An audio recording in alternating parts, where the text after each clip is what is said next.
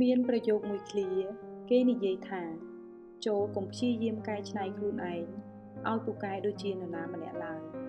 តែត្រូវច្នៃខ្លួនឯងឲ្យពូកែដូចជាខ្លួនឯងដែលល្អបំផុតពេលខ្លះយើងឃើញអ្នកណាម្នាក់ដែលគេជោគជ័យពូកែយើងក៏ចាប់ផ្ដើមឲ្យតម្លៃគេហើយមានគំនិតចង់ឲ្យខ្លួនឯងដូចគេតែនោះក៏មិនមែនមានន័យថាយើងគ្មានចំណុចណាមួយដែលមិនល្អនោះដែរតែមកពីយើងភ្លេចចាប់អារម្មណ៍សិក្សាស្វែងយល់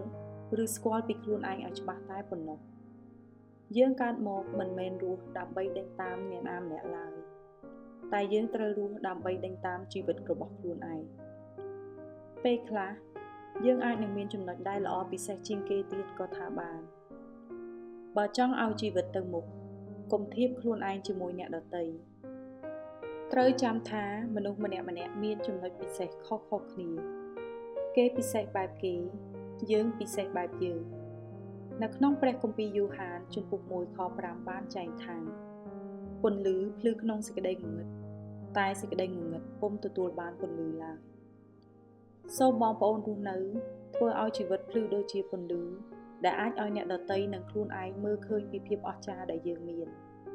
កុំរស់នៅធ្វើខ្លួនដូចជាសេចក្តីងងឹតដែលអ្នកដទៃមិនអាចមើលឃើញហើយសូម្បីតែខ្លួនយើងក៏មិនអាចស្គាល់និងឃើញពីភាពអស្ចារ្យរបស់ខ្លួនឯងឲ្យសោះ